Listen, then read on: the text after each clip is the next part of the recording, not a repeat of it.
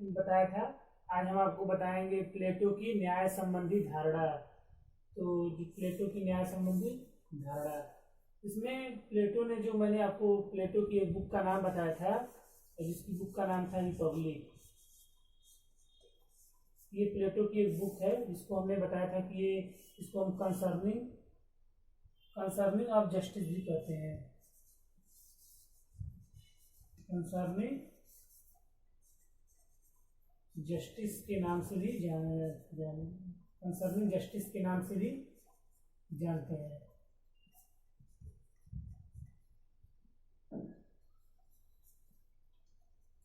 इसे हम न्याय का उपशीर्षक भी कहते हैं। न्याय का उपशीर्षक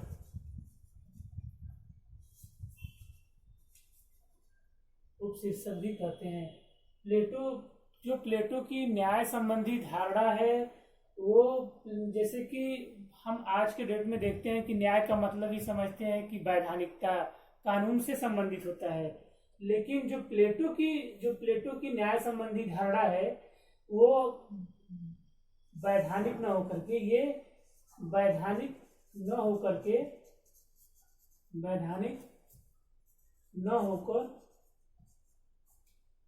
ये नैतिकता पर आधारित है।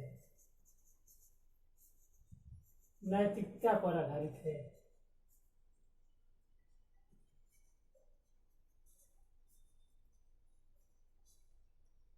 ये जैसा कि इस और प्लेटो ने न्याय शब्द का प्रयोग इसी रूप में किया है।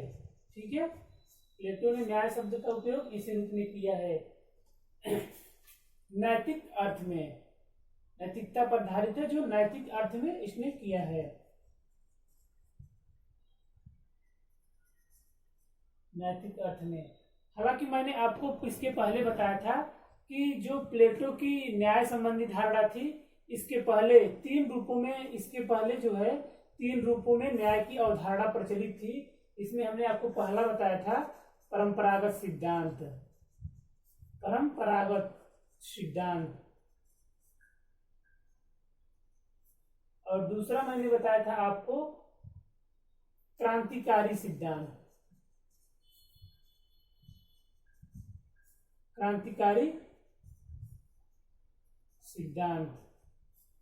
और लास्ट वाला मैंने आपको बताया था, तीसरा पॉइंट मैंने बताया था कार्य कारण सिद्धांत।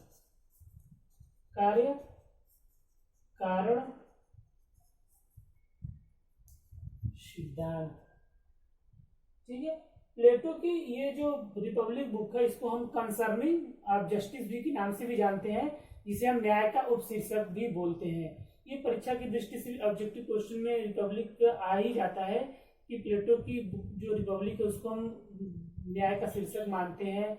ये ऐसे पूछ देता है कि प्लेटो की किस बुक को हम न्याय का उपशीर्षक भी मानते हैं, तो हमें देखना होगा कि रिपब्लिक कहाँ है, तो हम रिपब्लिक पे ही टिक करेंगे।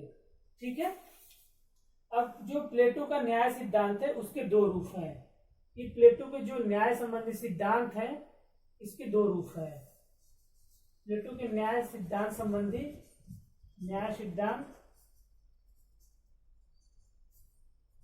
दो रूप है। पहला है इसमें व्यक्तिगत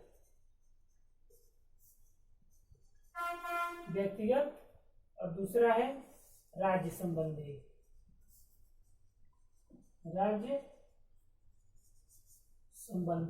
प्लेटो का जो न्याय सिद्धांत है उसमें प्लेटो ने ये बताया था कि जो उसके न्याय सिद्धांत है उसमें मानवीय आत्मा में तीन तत्व, प्लेटो के न्याय सिद्धांत के मानवीय आत्मा में तीन तत्व विद्यमान है। आत्मा में तीन तत्व विद्यमान है।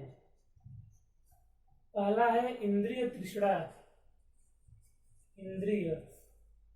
पहला है, और दूसरा है शौर्य, तीसरा है बुद्धि।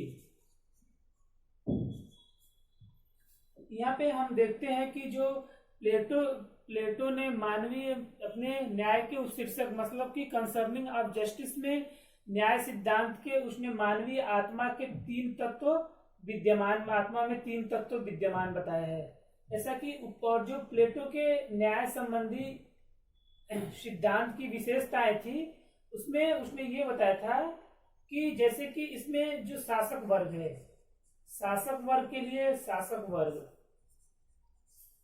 उसमें 3 वर्ग उसने बताया था, शासक वर्ग और सैनिक वर्ग और तीसरा उसने जो बताया था उसमें था उत्पादक वर्ग। प्लेटो ने ये 3 वर्ग बताए थे।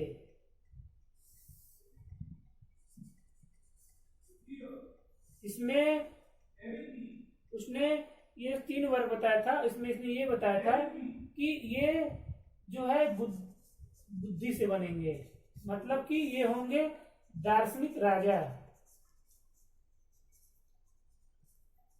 दार्शनिक राजा, और ये सैनिक वर्ग साहस का पहलू होगा, और उत्पादक वर्ग जो इंद्रिय या तृष्णा को बताया था, तृष्णा। ये प्लेटो के 3 वर्ग है, साहस और तृष्णा। ये इसको हम उत्पादक वर्ग भी बोलते हैं। ये दार्शनिक राजा होंगे और ये सैनिक वर्ग होगा, सैनिक होंगे, इसमें साहस की जरूरत होगी, और ये तृष्णा इंद्रिय। ठीक है, तो इस प्रकार हम देखते हैं कि जो प्लेटो के मानवीय आत्मा के 3 तत्व विद्यमान थे, शासक वर्ग, सैनिक वर्ग और उत्पादक वर्ग। इसमें शासक वर्ग जिनके पास बुद्धि होगी वो शासक बनेंगे, मतलब कि दार्शनिक राजा, और जिनके पास अंदर साहस होगी वो सैनिक वर्ग में होंगे, सैनिक बनेंगे, और उत्पादक वर्ग।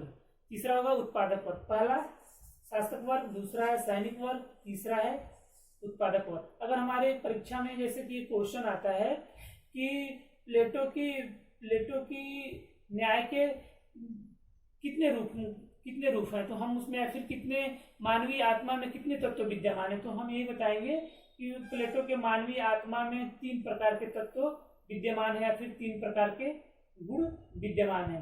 अब हम आगे देखते हैं कि प्लेटो की जो सिद्धांत की विशेषताएं हैं, प्लेटो के सिद्धांत की विशेषताएं।